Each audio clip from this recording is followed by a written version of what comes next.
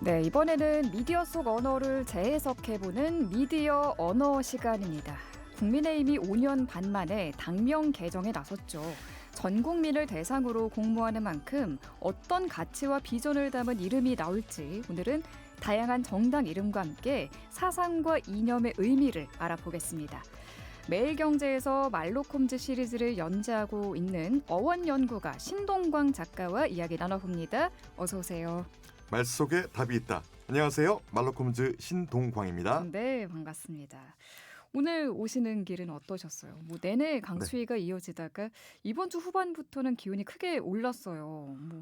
올 겨울은 한파가 극심하다 보니 사만사온도 이제 옛말이구나 했는데 이번 주는 딱 들어맞는 것 같죠? 네, 잘 맞는 것 같긴 한데요. 근데 네. 대체적으로 좀 많이 추운 것 같습니다. 추위가 많이 오래 길어지는 것 같아요. 맞아요. 올 겨울이 특히 좀 한파가 연이어 이어진 날들이 많았던 것 같죠? 네, 그래서 칠한 빵온이라고 농담처럼 얘기하는데 주변에서 많이들 공감을 해 주시더라고요. 네, 주변에 또 네. 빙판길도 많아서 넘어지는 분들 많아요. 그래서 좀 각별히 조심해야 될 것 같고 네. 최희 아나운서님도 다치지 않게 조심하시기 바랍니다. 네, 고맙습니다. 칠한 방울이 표준어는 아니지만 아니죠? 네, 7일 동안 춥고 하루도 따뜻하지 않다 이런 뜻을 담아서 네, 만들어진 대략 그런 식의 네. 과장된 농담이죠. 네. 이렇게 좀 여러 단어 또 이름이 우리 삶에서 이해와 소통을 효과적으로 좀 돕는 그런 역할을 하고 있는 것 같아요. 네. 오늘은 국민의 뜻을 대변하는 정당의 이름과 또 그 속에 담긴 의미들을 알아보겠습니다. 먼저 우리나라의 정당에 대해서 알아볼까요? 네, 아주 시적절한 것 같습니다. 예, 자화자찬입니다. 정당의 이름을 알아보기에 앞서서 이 정당이란 말의 뜻부터 알아보는 게 좋을 것 같아요. 네. 한자어인 정당은 다스릴 정자와 무리 당자가 모인 단어입니다. 과거 왕조 시절에는 이 무리 당자가 자신들만의 이익을 추구하는 사적인 무리란 느낌이 강했어요. 예, 좋지 않은 느낌들이 컸죠. 그러네요. 대표적인 말로 당파 싸움이란 말이 있었습니다. 사실 정당이란 말은 원래 있던 말이 아니라 19세기에 일본의 지식인들이 서구의 정치 제도를 도입하면서 정치적 집단이라는 의미로 폴리티컬 파티를 번역해서 만든 신조어예요. 전에도 몇 번 말씀하신 적이 있는 일본이 만든 한자어, 화제 한어인가요? 예, 맞습니다. 정확하게 기억하고 계시네요. 일본의 문물과 제도가 이 땅에 여과 없이 도입되면서 자리 잡은 말이라고 볼 수 있죠. 그럼 영어로 정당을 뜻하는 파티란 말의 의미도 궁금해요. 부분을 뜻하는 파트가 떠오르는데 가든 파티나 바비큐 파티 같은 잔치와 또 관련이 있을까요? 제가 아나운서님 보면서 가끔 그 촉에 깜짝깜짝 놀라는데요. 그런가요? 예.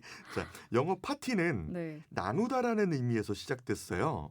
그 라틴어로 나누다, 분할하다라는 뜻을 가진 파티레에서 온 말이 부분이나 조각을 의미하는 파르스가 됐고요. 네. 그리고 이 단어가 고대 프랑스어 파르티에를 거쳐서 영어로 들어와서 파티가 됐어요. 부분이 모여서 부분회가 된 거네요. 예, 부분의 모임들이 된 거죠. 초기에는 전체의 일부분만을 뜻했었는데요. 점차 특정한 견해나 이해관계를 공유하면서 모인 사람들의 집단이라는 의미로 확정됐어요. 네. 그래서 핵심 개념은 전체 사회라는 큰 덩어리에서 어느 한 부분을 대변하는 사람들이라고 볼 수 있습니다. 네. 파티와 정당 모두 전체 속에서 마음이 맞는 사람들끼리 모인 집단이다. 이런 개념으로 이해를 하면 되겠군요. 네. 자, 그럼 연회, 잔치의 의미를 갖고 있는 파티는 이들이 모인 이벤트, 이 정도로 이해를 하면 될까요? 네, 그게 본질이에요, 원래. 처음에는 같은 목적과 취향을 가진 사람들의 모임이었는데 이후에는 그 모임의 자리나 행사 자체를 가리키는 말로도 자리를 잡았어요. 흥미롭네요. 그러면은 본격적인 이야기를 좀 해볼게요. 정당 이름들에 담긴 뜻을 알아볼까요? 먼저 가장 많이 쓰는 민주라는 말의 뜻부터 알아보겠습니다. 한자로는 백성 민자에 주인 주자를 써요. 백성이 나라의 주인이 된다라는 뜻이죠. 영어로는 디마크로시라고 부르는데 그리스어로 민족을 뜻하는 데모스와 권력과 지배를 가리키는 크라토스가 모인 합성어입니다. 그래서 민중이 지배하는 시스템이라고 어원을 정리할 수 있어요. 네, 민주당의 그 뜻을 좀 알아보고 있는데 그럼 말씀해 주신 이 부분 또한 화제 한어의 번역어인가요? 예, 화자어나 번역어가 맞습니다. 이 말 자체도 일본에서 만들어진 일본식 새로운 한자 조어이기 때문에요. 네. 근데 여기에 오류가 있어요. 디모크라시라는 말은 네. 이념을 뜻하는 주의가 아닙니다. 통치의 주체가 핵심인 말인데요. 정확하게 번역을 하자면은 민중의 통치, 대중의 권력이라는 뜻이에요. 이 말은 자본주의나 이기주의 같은 사상이 아니에요. 지금 잠깐 좀 혼란스럽게 시작했거든요. 혼란스럽습니다. 그럼 민주주의의 반대 개념으로 배웠던 공산주의도 비슷한가요? 마찬가지인가요? 공산주의는 이념이 맞아요 또. 이게 컴이라고 하는 말은 네. 투게더라는 뜻이에요. 함께. 그래서 함께 생산하다, 함께 나눈다라는 말이 혼재가 되어 있는 말인데 음. 그래서 공산주의는 이념이지만 이 권력과 지배의 형태로 본 상대어는 독재와 전제라고 볼 수가 있어요. 그래서 독재는 제멋대로 다스리다. 자기 혼자만 결정하다라는 의미인 거죠. 네. 그래서 이 독재와 전제를 영어 단어로 바꾸면은 오토크러스예요. 오토는 셀프란 뜻이죠. 네. 자기 자신이 지배한다라는 뜻이에요. 이 영어나 라틴어의 본래 뜻을 알고 한자 번역어를 들으면 이해가 되는데 번역어만 들었을 때는 상당히 헷갈리네요. 예, 혼돈스럽죠. 네. 그래서 이런 시간과 기회가 사람들에게 좀 더 많았으면 좋겠어요. 네, 아주 우리가 하는 소중한 일의 시간입니다. 의미가 상당히 높다라고 저는 자부합니다. 오늘 자화자찬을 좀 자주 하시네요. 감사합니다. 자유도 민주만큼 중요한 가치지 않습니까? 그럼요. 자유야말로 사람이 살아가는 가장 기본적인 어떤 가치와 권리라고 생각을 해요. 스스로 자자와 말미암을 유자가 모인 말인데요. 자신에게서 비롯된다라는 뜻을 가지고 있죠. 그러니까 외부의 강요 없이 본인의 의지로 결정한다라는 의미를 가지고 있습니다. 영어인 리버티는 라틴어로 자유로움을 뜻하는 리베르에서 온 말이에요. 그리고 또 다른 자유를 뜻하는 프리덤이란 말은 네. 사랑하다, 기쁘다를 뜻하는 고대 게르만어 프리에서 온 말이에요. 그래서 사람이 기쁘고 행복하려면은 구속받지 않은 상태여야 된다라는 데서 유래한 말입니다. 상당히 의미심장하네요. 네, 자유롭게. 네. 혁신과 진보의 어원도 설명해 주세요. 한자로 혁신은 가죽혁자와 새로운 시자를 써요. 그런데 가죽혁자라는 말은 보면은 네. 짐승의 가죽을 벗겨서 펴서 말리는 모양을 가지고 있는 상형 문자예요. 그래서 살을 깎는 고통을 동반해 완전히 새롭게 바꾼다라는 강력한 의지가 담긴 말이죠. 네. 이 혁신이란 말의 영어 단어인 이노베이션은 안으로라는 뜻을 가지고 있는 인과 네. 새롭다를 뜻하는 노브스가 함께 모인 말이에요. 그래서 내부의 상태를 새롭게 교체한다는 의미로 해석할 수 있습니다. 진보는 나아갈 진자와 걸을 보자. 그래서 앞으로 걸어 나간다는 뜻인데 이 역시 같은 뜻의 영어 단어 프로그레스를 번역한 말이에요. 길지 않은 음절의 단어들인데 이 안에 추구하는 이상과 가치가 잘 담겨 있네요. 네. 자, 해외 정당들의 이름도 궁금해집니다. 미국은 민주당과 공화당이 대표적이죠. 네, 민주당은 앞서서 우리가 다뤘고요. 공화당의 뜻을 알아볼게요. 네. 함께 공자에 어울릴 화자 그리고 무리 당자가 모인 말이고요. 공화당의 영어 리퍼블리컨 파티라고 하는 말은 공공의 것을 의미하는 레스 퍼블리카에서 왔어요. 그래서 모두의 이익을 위한다라는 의미를 가지고 있어요. 네. 좀 이색적인 당 이름도 있을까요? 예, 저도 이번에 참 희한한 당 이름들을 많이 봤는데요. 네. 스웨덴에 해적당이라는 당이 있었다라고 합니다. 해적당이요? 네, 이름만 보면 굉장히 좀 살벌하고 무서운 이름이지만 사실 저작권법 개정과 정보의 자유를 주장하면서 등장한 당이에요. 그러니까 우리가 저작권 침해를 가지고 해적질에 비유를 하죠. 남의 것들을 함부로 이렇게 뺏고 침해한다라는 뜻에서 해적질이라고 얘기를 하는데 네. 옛날에 혹시 기억할지 모르시겠어요. 불법 음반이나 서적을 우리가 해적판이라고 불렀죠. 네. 거기서 온 말이에요. 재밌네요. 네. 기존 체제를 좀 뒤집겠다 이런 좀 파격이 담겨 있는 당 이름인 것 같습니다. 예, 매우 파격적이죠. 그리고 폴란드와 러시아에는 맥주 사랑당이란 당이 있었다라고 해요. 오, 말 그대로 비어 러버스 파티인데 네. 1990년대 초반에 독한 보드카 대신에 맥주를 마시면서 함께 대화하는 문화를 만들고 경제적인 자유를 찾자는 의미로 창당됐고 실제로 의석까지 확보했었대요. 네, 맥주 사랑당 왠지 네. 들어가셨을 것 같아요. 실제로 존재하면. 통풍이 있어서 네. 맥주는 네. 냉전 시대 동구권 국가여서 좀 통제가 엄격했을 것 같은데 이런 당이 있었다니 상당히 의외네요. 예, 요즘 사람들 말로 상당히 신박하죠. 네. 네. 이 밖에도 아이슬란드에는 최고당이 있었대요. 베스트 파티. 어, 정치판은 보통 이제 엄숙주의가 만연했는데 네. 거기서 좀 되게 장난스러운 이름처럼 들려요. 그런데 그 의미를 보면은 우리는 다른 당보다 더 나은 약속을 하겠다라는 공약으로 수도인 레이캬비크의 시장을 배출하는 파란을 일으켰다라고 합니다. 또 헝가리에는 두 꼬리 개당, 투 테일드 도그 파티가 있었대요. 오, 이 말은 사실상 네.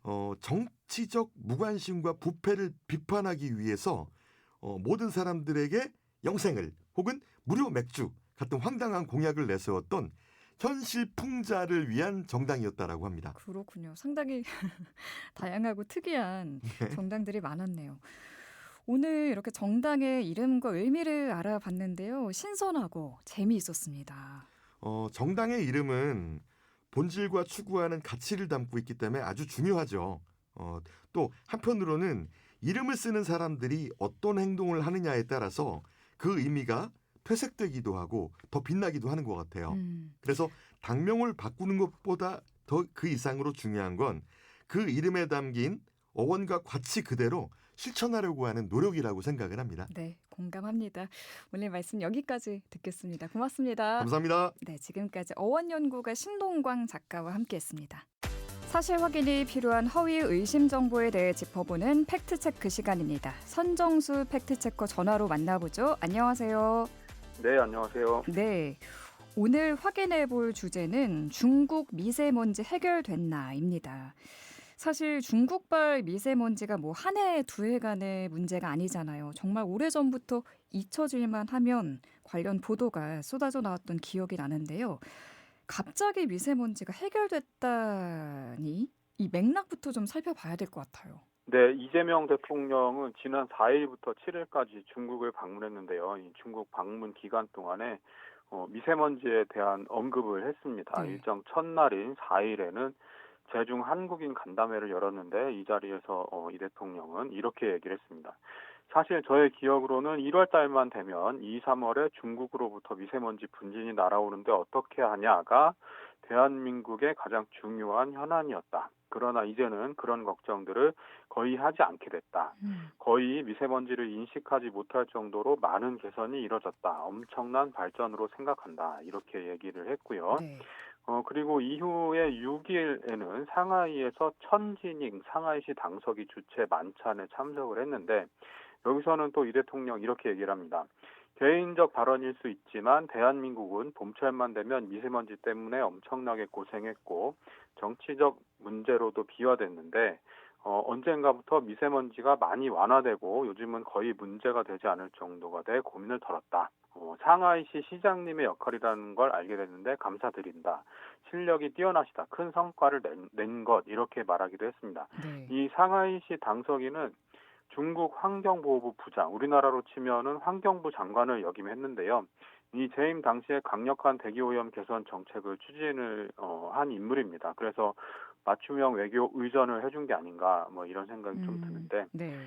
MBN은 이런 내용을 전하면서 미세먼지 문제가 해결된 것이 양국 관계 발전의 상징이라는 설명입니다. 이런 코멘트를 했습니다. 마치 네. 미세먼지 문제가 완전히 해소된 것처럼 보도를 한 거죠.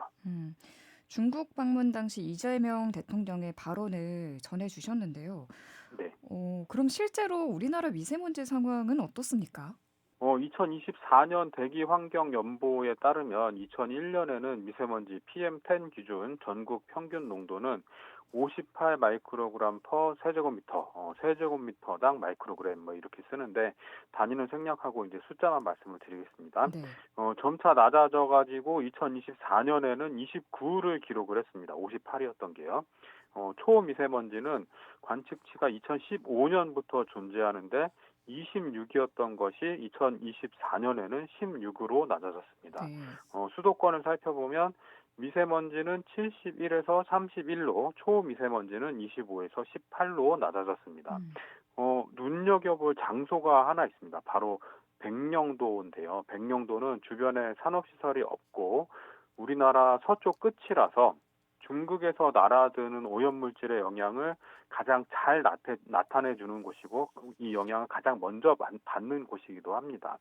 이 백령도의 연평균 미세먼지 농도는 2012년에 37에서 2024년에는 31로 낮아졌습니다.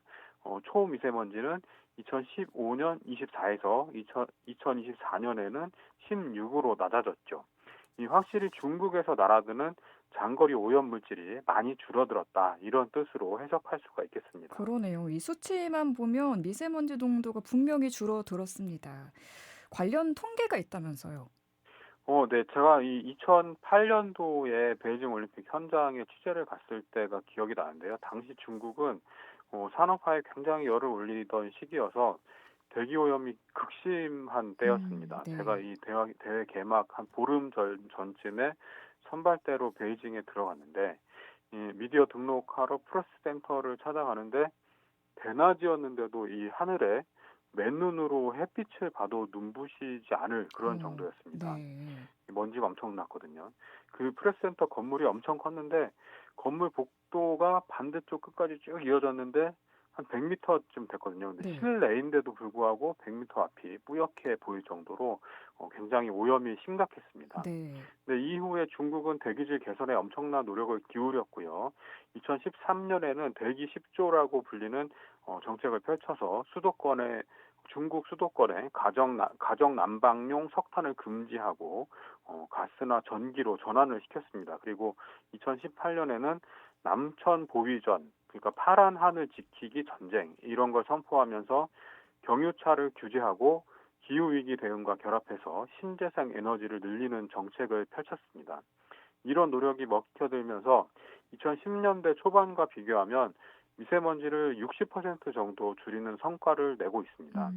중국 수도권인 징진지 지역의 초미세먼지 연평균 농도는 2013년에 106을 기록했는데요. 2024년에는 37로 낮아졌습니다. 굉장히 많이 낮아졌죠. 네. 2008년에만 해도 100m 앞이 뿌옇게 보일 정도였는데 중국의 미세먼지 상황이 10여 년 만에 많이 개선이 됐다고 봐야겠네요. 네, 그렇습니다. 그럼 또 궁금한 게 중국에서 미세먼지가 줄면 우리나라도 확실히 영향을 받는 건가요? 중국 미세먼지가 줄어들면 우리나라 미세먼지도 줄어드는 경향을 나타냅니다.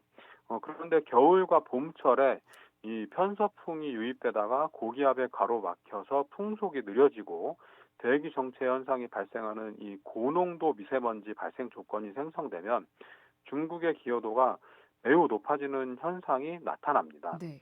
우리나라는 이 북반구 중위도 지역에 위치하고 있어서 연중 편서풍이 강세를 띠는 지역인데요.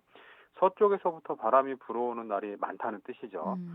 그러니까 바람이 불어오는 쪽인 중국에서 오염물질을 많이 배출하면 우리나라도 영향을 받을 수밖에 없는 거고, 중국에서 오염물질을 줄이면 고농도 미세먼지 상황 자체가 줄어들 수 있는 겁니다. 네. 중국 미세먼지가 많이 줄었고 우리나라도 과거에 비해서 미세먼지가 많이 개선이 된 거를 앞에서 여러 자료를 통해서 말씀해 주셨는데 그럼 이제 어떤가요? 안심해도 되는 건가요? 국제 기준과 좀 비교를 해볼 텐데요. 우리나라는 2007년에 미세먼지 연평균 농도 기준을 70에서 50으로 낮췄습니다. 그리고 초미세먼지는 2015년에 25로 정했다가 2018년에 15로 낮췄고요. 그리고 일일 기준으로 미세먼지는 100, 초미세먼지는 35로 정해놓고 있습니다. 그런데 이 세계보건기구죠. WHO는 2021년 대기질 권고 기준을 강화했는데요. 네. 미세먼지는 연평균 15, 일평균 45로 정했고 초미세먼지는 연평균 5, 일평균 15로 정해놓고 있습니다. 앞서 말씀드린 것처럼 우리나라는 전국 기준 초미세먼지가 16, 미세먼지는 연평균 29를 기록을 했으니까 WHO 기준의 2배 내지 3배 정도 오염이 심하다고 봐야죠. 그러네요. 예, 중국발 미세먼지 걱정은 좀 덜어졌나 뭐 이렇게 생각할 수 있겠지만 그렇다고 아주 안심할 수 있는 상황도 아닙니다. 중국 방문해서 외교적으로는 뭐 상대국 기분 좋으라고 이제는 그런 걱정 거의 없다 이렇게 말한 것 같은데 아직도 이 미세먼지 분야는 한참 노력해야 될 상황입니다. 네. 2024년에 전국 연평균 미세먼지 농도는 전국 518개 측정소에서 모두 기준치를 달성한 것으로 나타납니다. 그런데 일평균을 살펴보면 일평균 기준은 67.8%만 달성이 됐고요. 초미세먼지 농도는 연평균 기준 48.3%, 일평균 기준은 9.9%만 달성한 걸로 나타납니다. 네, 과거에 비해서 좋아지긴 했지만 WHO의 대기질 권고 기준을 놓고 보면 아직 갈 길이 멀어 보입니다. 네. 미세먼지가 건강에 해롭다는 이야기는 굉장히 많이 들었는데요. 정확히 어디에 어떻게 나쁜 건지 설명 좀 해주시죠.